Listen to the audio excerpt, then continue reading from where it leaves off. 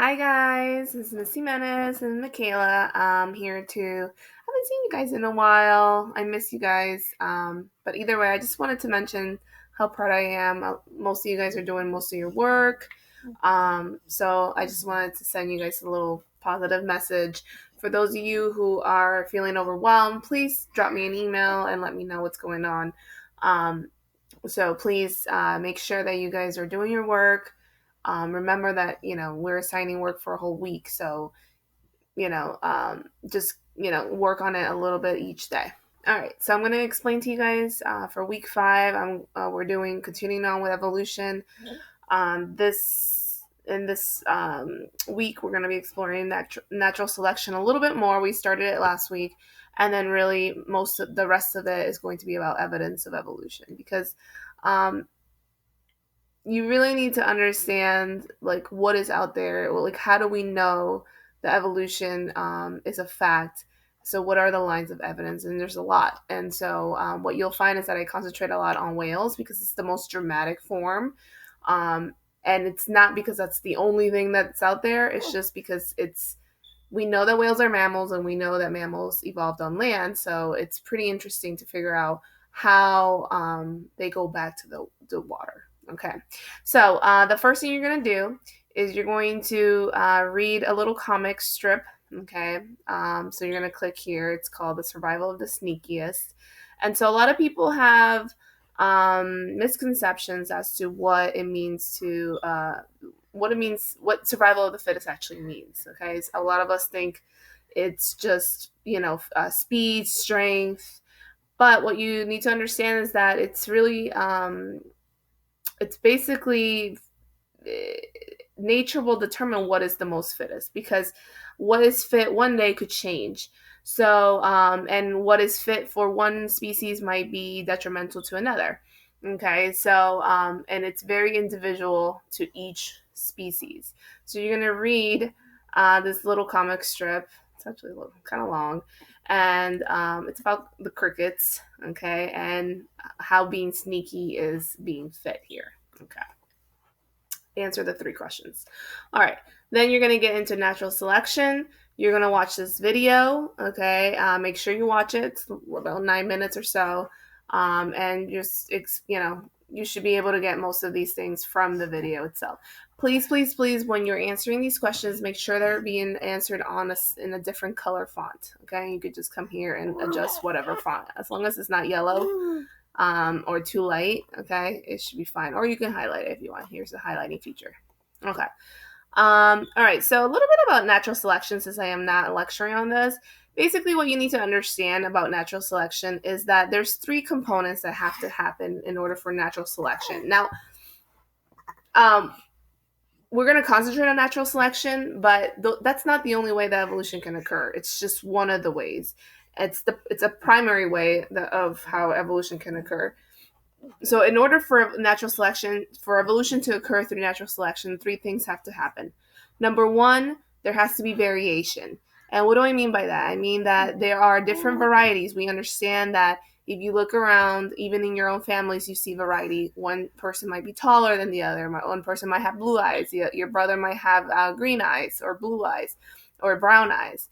Okay, so there is variation even within families. And of course, as you go from different families, you're going to see even more variation. So here we have a population of beetles. You have a green type and a brown type. They're the same species, just different variations. Okay. Now, what you need to understand is that nature is evil. No, just like is that basically nature is a hard place to survive. Okay. So if you understand that concept, you're gonna understand that not nature's meant to kind of kill you. I mean, if you think about it, you have predators and you have prey and you have competition happening all the time. So if you understand that there is differential reproductive success, which that basically means that not all organisms that are born are going to survive to adulthood. And why is that important? Well, in adulthood, you have mating occurring. So when you're an adult, you mate and you make more offspring, correct? So The idea here is if you don't have a trait that is seen fit. Now, again, that does not mean fitness like having, you know, biceps and triceps. Okay, what that means, if you are not have if someone in your species has a better um, trait, okay, and they survive longer, all right, they're going to pass on their genes to their offspring. All right, and you are not, if you're that. Okay, so in here you have a population of beetles. Here it looks like in the tree bark, and the green ones stick out in a sore, like a sore thumb. Okay, so here the bird is able to see, right? And we know that this is camouflage, so we understand how this works, right? Um, and so what happens is, now is this going to cause evolution right away? No. But what you will see is that there's going to be less green beetles and more brown beetles, okay, over time. So what ends up happening is the more brown beetles, that means there's going to be more brown beetle genes in the gene pool. And over time, okay, you are going to see an evolution. And evolution is just basically a change of of traits in a gene pool. Okay, so we're seeing here less brown beetles. I'm sorry, less green beetles, more brown beetles, and that's what evolution is. It's just a change in the gene of a trait in a gene pool. All right. So if that happens, then evolution has occurred. But again, there's different ways that evolution can occur, and we'll talk about that next week. But let's change this up. Let's say that this tree gets covered in moss, in green moss. Okay. What will happen to the evolution? Will the will the brown ones still be able to be seen as more fit? Well, if this turns into green moss, right? If there's a whole bunch of lichens here growing, like it's just like think of like moss, and now the brown ones are sticking out, then that might change. And so over time, you might start seeing more green ones. All right, so that's a little bit about natural selection. All right, so in your own words, you're going to explain. Oh, and there's a video, not a video, but there's further explanation about this. But I just explained it for you. In your own words, you're going to explain to me how natural selection works. All right. Then you're going to watch a video about evidence of evolution. The video, again, is long. These are going to come from that video. You're going to describe the lines of evidence, biogeography, earth and fossils, comparative anatomy, comparative embryology, and genetic and molecular evidence. Genetic and molecular evidence, which is like DNA and proteins. And then you're going to give me an example. You know what? I'm going to take this biogeography. Sorry. I'm going to take that one out because I don't know if they actually talk about it.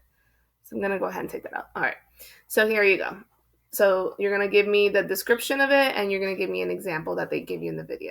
And again, it's going to sound redundant because you guys were whale fossil explorers last time, so you probably already know some of this information. All right, so now you're going to do the evidence of evolution lab. So here's the evidence, all right? And then you're going to analyze it. Basically, this first station is about fossils. You're going to be looking at modern horses versus ancient horses and how they've changed over time, right? So this is the modern horse, this is the ancient horse, and you're just going to answer the questions based on it. So this is an observational lab. All right, embryology. Embryology is the study of embryos. So right here, you're going to look from A through F, and you're going to try to determine which one's which. Can you tell? Do you know which one is humans? Okay. The human embryo, probably not, because we all look very, very, very similar. All right, so you're going to just type in your guess, all right, your prediction. Now, a little later on in development, you'll see that some of these start, like I could tell that this, more than likely, this starting to look a little different. Maybe this is not a human. Maybe this is a salamander, okay? Can you tell from these, though, which ones are humans? Okay, so make your prediction again. And then finally, here's your result here. And you're going to answer these questions. So embryology lets us know that the more we have in common, right? Because what evolution is saying is that we all came from one common ancestor. And obviously, we're talking about billions and billions of years. So these gradual changes eventually led to all of these variations in life.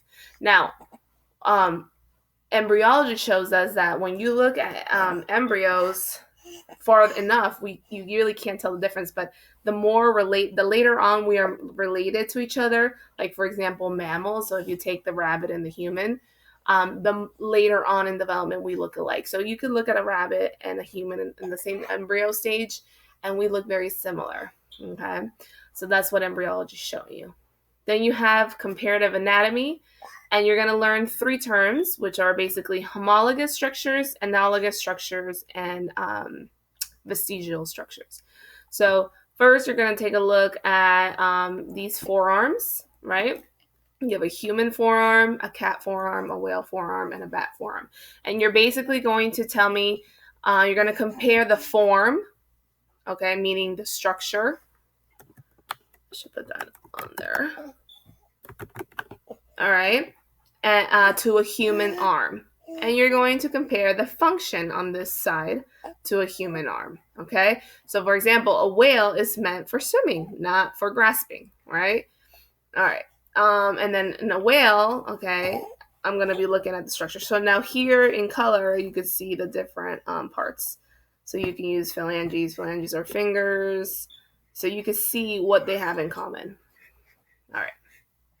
So compare it to a human arm.